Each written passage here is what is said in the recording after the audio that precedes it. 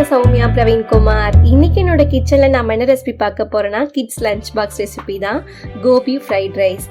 இதை எப்படி பண்றதுன்னு பார்க்கலாம் வாங்க. இப்போ நம்ம காலிஃப்ளவரை வேக வச்சுக்கலாம். அதுக்கு ஒரு கடாயில் தண்ணி ஆட் பண்ணிட்டு உப்பு மஞ்சள் தூள் சேர்த்திட்டு நம்ம கட் பண்ணி வச்சிருக்க காலிஃப்ளவரை சேர்த்தி ஒரு 10 நிமிஷம் நல்லா வேக விடலாம்.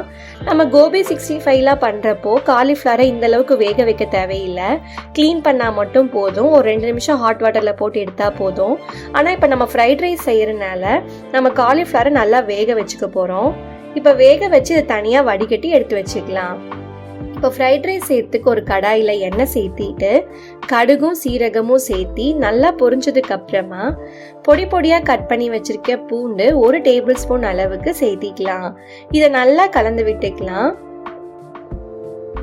இதில் ஆட் பண்ணுற மசாலா எல்லாம் உங்கள் ஆப்ஷனல் தான். எந்த மசாலாவும் இல்லாமல் லைட்டாக பெப்பர் மட்டும் போட்டு கூட நம்ம பேபிஸ்க்கு கொடுக்கலாம். ஒரு பெரிய வெங்காயத்தை கட் பண்ணி வச்சுருக்கேன், அதையும் சேர்த்திக்கிறேன். இதை நல்லா கலந்து விட்டுக்கலாம்.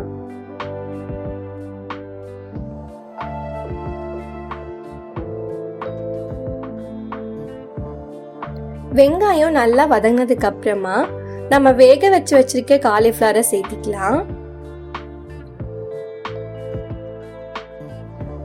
இப்போ இந்த ஃப்ரைட் ரைஸ்க்கு தேவையான அளவு உப்பு சேர்த்திக்கலாம். 1/4 டீஸ்பூன் அளவுக்கு சீரகத்தூள் சேர்த்திக்கலாம். 1/4 டீஸ்பூன் அளவுக்கு கரம் மசாலா சேர்த்திக்கலாம். இது எல்லாத்தையும் நல்லா கலந்து விட்டுக்கலாம். வெங்காயம் காலிஃப்ளவர் இந்த மசாலாவோட நல்லா மிக்ஸ் பண்ற அளவுக்கு வதக்கிக்கலாம். இந்த மாதிரி நல்லா வதங்கினதுக்கு அப்புறமா நம்ம வேக வச்சிருக்க சாதத்தை சேர்த்திக்கலாம். சாதத்தோட காலிஃப்ளவர் நல்லா மிக்ஸ் பண்ணிக்கலாம்.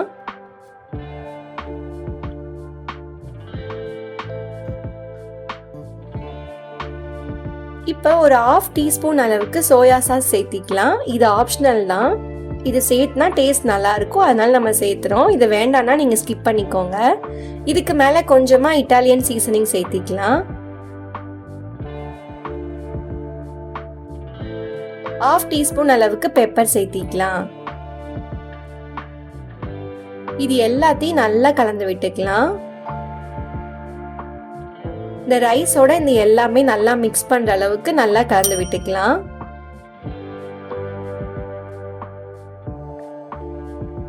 இது எல்லாமே நல்லா கலந்துருச்சு. இப்போ கொத்தமல்லி இலை தூவிட்டு சர்வ் பண்ணலாம். சூப்பரான கோபி ஃப்ரைட் ரைஸ் கிட்ஸுக்காக கண்டிப்பா ட்ரை பண்ணி பாருங்க. இந்த மாதிரி சிம்பிளான குயிக்கான ரெசிபிஸை உங்களுக்கு பார்க்கணும்னா என்னோட சௌமியா இந்த கிச்சன் சேனலை மறக்காம சப்ஸ்கிரைப் பண்ணிக்கோங்க. தேங்க்யூ ஃபார் வாட்சிங் மை வீடியோ.